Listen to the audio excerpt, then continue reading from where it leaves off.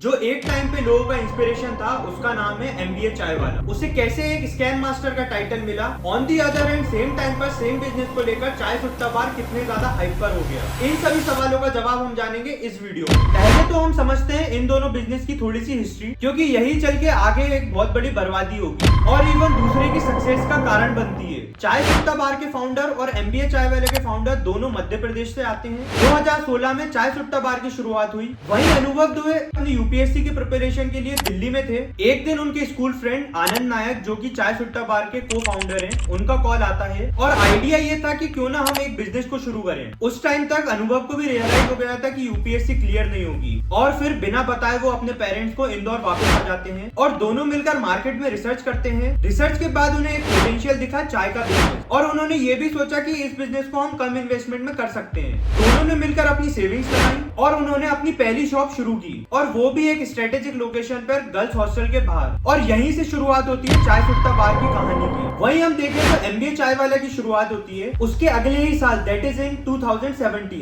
दोनों की स्टोरीज में काफी ज्यादा सिमिलरिटीज थी, पर उनके बिजनेस स्ट्रेटेजीज और अप्रोच काफी अलग थे। इसलिए एक का बिजनेस डूब गया और एक का बिजनेस ग्रो कर रहा है। इसका असली रीजन समझने के लिए पहले एक चीज समझते हैं, चाय बिजनेस का बेसिक मॉडल। देखो, अगर एक चाय की शॉप शुरू करते हो तो देखो, एवरेज प्राइस अगर 15 रुपए कप है तो प्रॉफिट कैसे कैलकुलेट होगा। सबसे पहले ब्रेकडाउन समझते हैं। एक कप चाय की कॉस्टिंग इस तरह आती है, चाय पाउडर, मसाला, कप, अगर इन सभी चीजों को हम कंसिडर करते हैं ₹3 और दूध अगर ₹4, तो टोटल कॉस्ट पर कप आता है ₹7 और आप बेच रहे हो ₹15 पर कप। 15 - 7 = 8, लेकिन ये प्रॉफिट नहीं है, इसे ग्रोस मार्जिन कहा जाता है, क्योंकि इसमें बाकी खर्चे भी इंक्लूड किए जाते हैं, जैसे कि shop rent, worker salary, maintenance. ये सब जोड़ने के बाद जो बचता है वो काफी कम होता है। सिर्फ चाय बेच के आप ये बिजनेस को रन नहीं कर सकते, इवेंचुअली एट द एंड आप लॉस में ही जाओगे। इसको आगे समझते हैं। और अगर हम इस पूरे सिनेरियो को चाय की टपरी से कंपैरिजन करें तो ये सब चीजों की जरूरत नहीं होती है, जैसे कि rent, worker salary, electricity bill, extra expenses. और अगर आप चाय की टपरी का अगर मिनिमम 300 कप भी बेच रहे हो तो अच्छा खासा प्रॉफिट मार्जिन जनरेट कर सकते हो।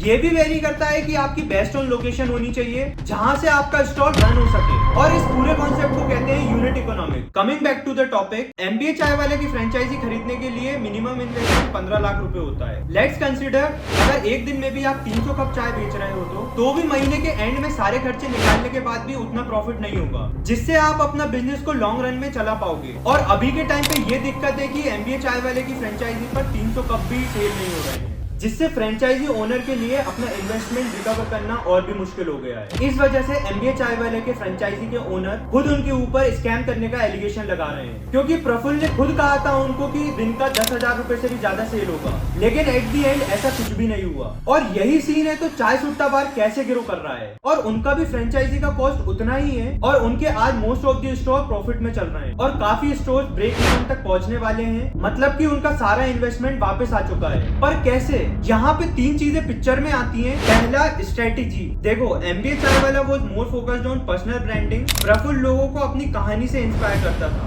अलग अलग कॉलेजेस में जाके मोटिवेशनल स्पीच देता था, इवेंट ऑर्गेनाइज करता था, जिससे उनकी खुद की तो आइडेंटिटी अच्छी हो गई, बट जो प्रोडक्ट बेच रहे थे उसकी वैल्यू बढ़ी ही नहीं, और इनकी जो पर्सनल ब्रांडिंग थी वो इंटरनेट पर खत्म हो गई। और जब उनको हेट मिलने लगा तो उनकी स्ट्रेटेजी उनके ही ऊपर भारी पड़ गई, और उसने खुद एडमिट किया कि he was selling his own story. On the other hand, Anubhav is more focused on building his product, और उनका मोटिव भी यही था। वो लोगों को एक यूनिक एक्सपीरियंस दे रहे थे। फॉर एग्जांपल, वो चाय कुल्हड़ में सर्व करते हैं, जो उनका एक यूएसपी है। उन्होंने वहां का एम्बियंस भी बहुत अच्छा रखा, और ऐसे नए एक्सपेरिमेंट करके चाय सुट्टा ने अपनी मार्केट में बहुत ज्यादा वैल्यू बना ली। उन्होंने भी काफी ज्यादा मार्केटिंग करी अपने ब्रांड पर स्मार्टली। फॉर एग्जांपल, जैसे कि झारखंड और कोलकाता में इन प्लेसेस में सीएसबी के अराउंड 15 से भी ज्यादा आउटलेट्स हैं। अनुभव ने क्या किया, बहुत स्मार्टली वर्क किया। वहाँ के एक सोशल मीडिया इन्फ्लुएंसर है, उनसे जाके कॉलअप किया, ऐसे ही मतलब पॉडकास्ट किए, उनके साथ ब्लॉग्स बनाए, तो एक बहुत सटल वे ऑफ मार्केट था। वहीं प्रफुल्ल की तो मेन स्ट्रेटेजी ही मार्केटिंग थी, लेकिन आप मार्केटिंग से तो अपनी सर्विस को इंप्रूव नहीं कर सकते हो।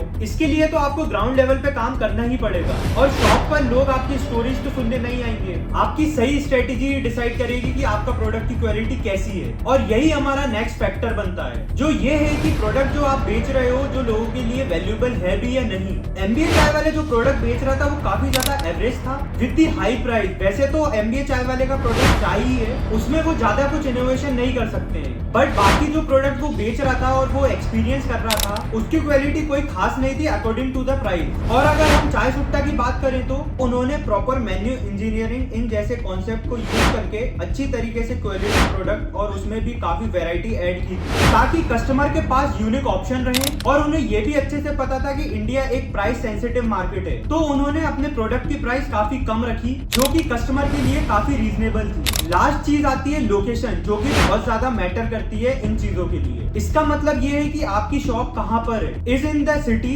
सिटी में भी तो कैसी सिटी, टियर 1, टियर 2, टियर 3, क्योंकि मेन चीज किसी भी बिजनेस की है तो वो है फुटफॉल, मतलब कि उस एरिया में कितने लोगों का आना जाना है। ज्यादा फुटफॉल होगा तो आपका बिजनेस बहुत प्रॉफिटेबल होगा। और टियर 1, टियर 2 की मेन सिटीज में ये इसलिए मैटर करता है क्योंकि देखा जाए जो फ्रेंचाइजी होता है उनका मेन बिजनेस आपको चाय बेचना नहीं होता है। चाय तो सिर्फ एक बहाना है जिससे कि लोग उनकी शॉप में आ सके, और सिर्फ चाय बेचकर वो अपने बिजनेस को सस्टेनेबल नहीं रख सकते हैं। उनका एक्चुअल प्रॉफिट तो बाकी प्रोडक्ट से आता है और उनका वही मेन सोर्स ऑफ प्रॉफिट होता है। उनका मेन मकसद यही होता है कि चाय के साथ वो बाकी के प्रोडक्ट सेल कर सकें। फॉर एग्जांपल जैसे कि थिएटर में टिकट के साथ आपको पॉपकॉर्न और कोल्ड ड्रिंक भी मिल जाती है। वैसे ही अगर इसमें भी आपका शॉप किसी लो टीआर सिटी में आता है तो दिक्कत और बढ़ जाती है, क्योंकि देखो ये जो एमबीए चाय वाला है और चाय सुट्टा बार है, ये दोनों ही चाय बेच रहे हैं और ये दोनों एक प्रीमियम कैटेगरी में आते हैं। चाय तो चाय है और वो टपरी पर भी सेम ही मिलती है। तो अगर वहाँ के लोगों के पास इतना परचेस पावर नहीं है तो आपकी महंगी 20 वाली चाय पीने लोग नहीं आएंगे, क्योंकि वही चीज उन्हें वहाँ पे टपरी पर 10 की मिल रही है। इसलिए लोकेशन बहुत मैटर करती है। और एमबीए चाय वाला बिना लोकेशन बिना रिसर्च के मार्केट में फ्रेंचाइजी बेच रहा था और मेन फैक्टर उनका प्रोडक्ट भी इतना ज्यादा खास नहीं था और इसी वजह लोगों को शॉप पर जाना वर्थ इट नहीं लग रहा था। और वहीं पर अनुभव अपनी प्रॉपर मार्केट रिसर्च करके अपनी फ्रेंचाइजी को सेटअप कर रहा था और उनका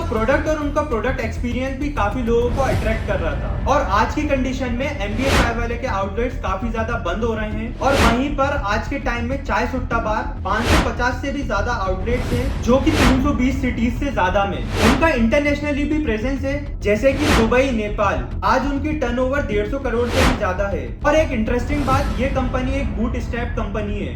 इसका मतलब ये है कि इन्होंने किसी भी बड़े ब्रांड से फंडिंग नहीं ली है। That's it for the video guys. अगर वीडियो पसंद आया हो तो लाइक, शेयर, सब्सक्राइब जरूर करें।